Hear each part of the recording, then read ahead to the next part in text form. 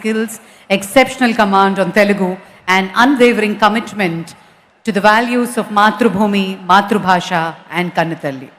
Ladies and gentlemen, please put your hands together for the former Vice President of India, Sri M. Venkaiah Naidu Garu, to deliver a speech.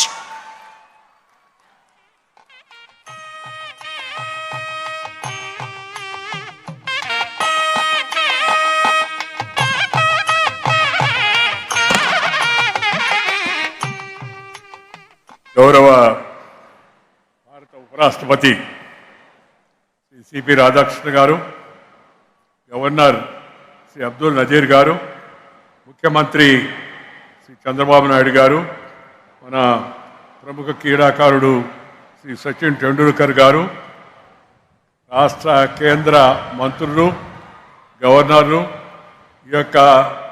ఈ విశ్వవిద్యాలయ శతాబ్ది ఉత్సవాల్లో పాల్గొనడానికి వచ్చిన పూర్వ విద్యార్థులు, ప్రస్తుతం చదువుతున్న విద్యార్థులు అందరికీ కూడా నా హృదయపూర్వక శుభాకాంక్షలు. ముందుగా ఈ విశ్వవిద్యాలయ పూర్వ విద్యార్థిగా నాకు పాఠాలు నేర్పించి నాకు మార్గదర్శనం చేసిన మా గురువులందరికీ ఈ సందర్భంగా నివాళులు అర్పిస్తూ ఉన్నాను. వాళ్ళందరి యొక్క మార్గదర్శకం కారణంగానే నేను మామూలు స్థాయి నుంచి ఉన్నత స్థాయికి వెళ్లేందుకు ఈ విశ్వవిద్యాలయం కావలసిన ప్రాథమిక పునాదిని నాకు ఏర్పాటు చేసిన ఈ పని సందర్భంగా మీ అందరికీ మనవి చేస్తున్నాను. ఈరోజు నా మనసు చాలా భావోద్వేగంతో నిండిపోతుంది.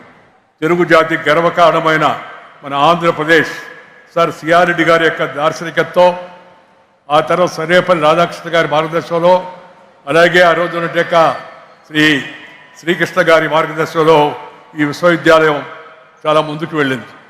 నేను ఈ విశ్వవిద్యాలయ దినోత్సవం సందర్భంగా ఇందాక పెద్దలు చెప్పినట్టుగా ఈ విశ్వవిద్యాలయానికి మొదట్లో భూరి విరాళం ఇచ్చి కావలసిన భూమిని ఇచ్చినట్టు మన జైపూర్ మహారాజా విక్రమ్ దేవ్ వర్మ గారిని, ఆ తర్వాత పూర్తి సహకారం అందించినట్టు విజయనగరం మహారాజుల గారిని, ఆ తర్వాత బొబ్బిలి రాజుల వారిని, తర్వాత మన పిఠాపురం, అలాగే నూజివీడు ఈ సంస్థానాల్లో ఉండి మన విశ్వవిద్యాలయం యొక్క ఎదుగుదలకు సహకరించిన వాళ్ళందరికీ కూడా ఈ సందర్భంగా నేను హృదయపూర్వకంగా వారందరినీ అభినందనలు తెలియజేస్తున్నాను. ఈ నేపథ్యంలో నేను పెద్దగా మాట్లాడను, ఎందుకంటే ఇంకా మాట్లాడవలసిన ఉపరాష్ట్రపతి గారు ఉన్నారు, ఇంతకుముందు మాట్లాడినట్టు మిత్రులు అందరూ ఉన్నారు.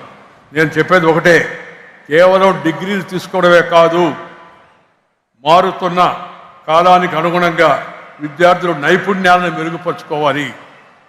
అంటే ఆ యొక్క ఎగ్జాంపులరీ ఎంప్లాయబిలిటీ సంపాదించాలి, స్కిల్ డెవలప్ చేసుకోవాలి, ముందుకు వెళ్ళాలి.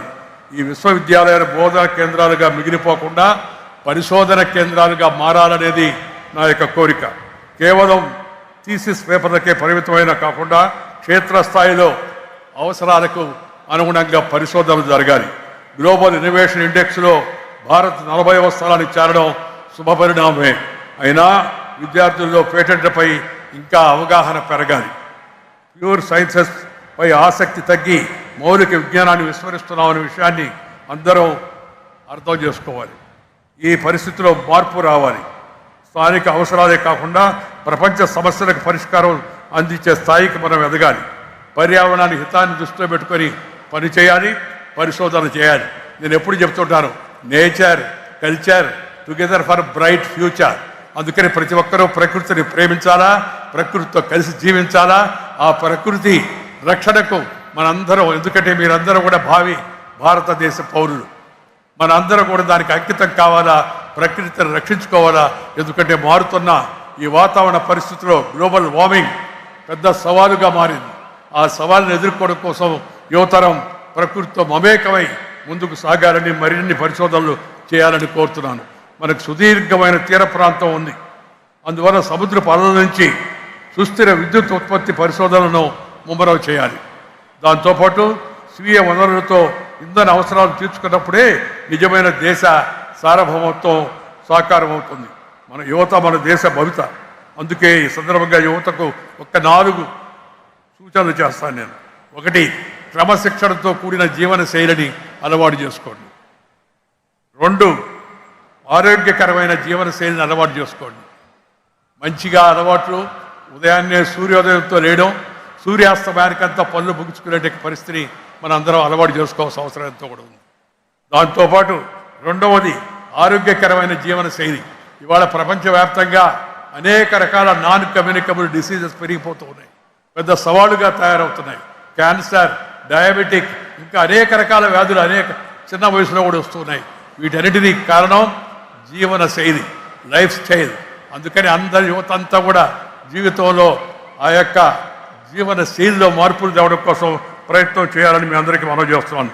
వ్యసనాలకు దూరంగా ఉండండి. ఇవాళ డ్రగ్ మినాన్స్ ఒక పెద్ద సవాలుగా తయారైపోయింది. ఈ వ్యసనానికి దూరంగా ఉండాల్సిందిగా విద్యార్థులందరినీ కోరుతున్నాను. మీ తోటి మిత్రులు కూడా ఆ విధంగా తయారు చేయాలని సందర్భంగా మీకు అందరికీ మనవి చేస్తున్నాను. మన మూలాలను మర్చిపోకూడదు. మనం ఎవరో, మనం ఎక్కడి నుంచి వచ్చాం, కన్న తల్లిని, జన్మభూమిని, మాతృభాషను, చదువుకున్న విద్యాలయాన్ని, పాఠం చెప్పిన గురువును మర్చిపోయిన వాడు మానవుడే కాదని చెప్పని ఈ సందర్భంగా మనవి చేస్తున్నాం. కన్న తల్లి, మనకు జన్మనిచ్చిన అమ్మ జీవితంలో ఎప్పుడు మర్చిపోకూడదు. అమ్మ అంటే నాన్న కూడా. రెండు, జన్మభూమి, మనం ఏ ఊరి నుంచి వచ్చామో ఆ ఊరిని జీవితంలో గుర్తుపెట్టుకొని మనం ఏ స్థాయికి వెళ్ళినా ఆ ప్రాంతం యొక్క అభివృద్ధి కృషి చేయాల్సి ఉంది. మూడవది, మనకి పాఠాలు చెప్పిన అధ్యాపకులు, గురువులు, సంస్థ. ఇవాళ 7వ శతాబ్ది ఉత్సవాలు జరుపుకుంటున్నాం. మన జీవితంలో మన యొక్క విశ్వవిద్యాలయం మనకి పాఠాలు చెప్పినట్టు యొక్క మేస్తాలను ఎప్పుడు కూడా మర్చిపోకూడదని చెప్పి అందరికి కూడా మనం చేస్తున్నాను. దీంతోపాటు మన మాతృగర్భం నుంచి వచ్చిన మాతృభాషను మనం మర్చిపోకూడదు. తెలుగే మన వెలుగు. తెలుగు అంటే మన కంటి చూపు లాంటిది. కంటి చూపు బాగుంటే కళ్ళద్దాలు పనిచేస్తాయి. తెలుగు మన కంటి చూపు, ఇంగ్లీషు మన కళ్ళద్దాలు. కంటి చూపు ఉంటే కళ్ళద్దాలు పనిచేస్తాయి. కంటి చూపే లేదనుకోండి, నువ్వు రెబాన్ గ్లాస్ పెట్టుకున్నా జుబాన్ నుంచి, నాలుగు నుంచి ఏది రాదనే విషయాన్ని అందరూ కూడా గుర్తుపెట్టుకోవాల్సిందిగా మీ అందరికీ మనం చేస్తాను. అందుకని మనం అన్ని భాషలు నేర్చుకోవాలి తప్పనిసరిగా. ఇంగ్లీష్ కూడా నేర్చుకోవాలి. ఫస్ట్ మదర్ టంగ్, తర్వాత brother tongue, later any other tongue అనే విషయాన్ని గుర్తుపెట్టుకోవాల్సిందిగా నేను యువతలంతా కూడా కోరుతూ ఉన్నాను.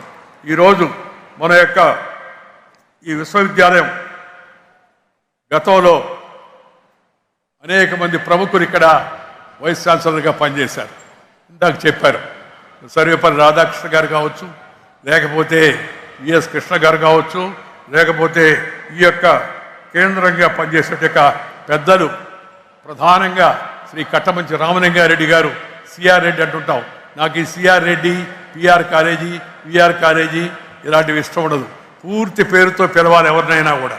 ఈ పొట్టి పొట్టి మాటలు ఇంగ్లీష్ వాళ్ళు పోతా పోతా మనకు అలవాటు చేసిపోయారు. దయచేసి పొట్టి పొట్టి మాటలు మాట్లాడద్దు. పూర్తి పేరుతో పిలవండి. నీ పేరు ఏందయ్యా అంటే కింజరపు రామ్మోహన్ నాయుడు అని చెప్పగలిగి ఉండాలి గర్వంగా. అంతేగాని కేఆర్ నాయుడు అన్నాం అనుకోండి, సందేశం వెళ్ళదు దాంట్లో. అందుకని దయచేసి పిల్లలారా, మీరందరూ కూడా ఈ రాష్ట్ర భవిష్యత్తు, దేశ భవిష్యత్తు, మాతృభాషను గౌరవించండి. పూర్తి పేరుతో ఉచ్చరించండి.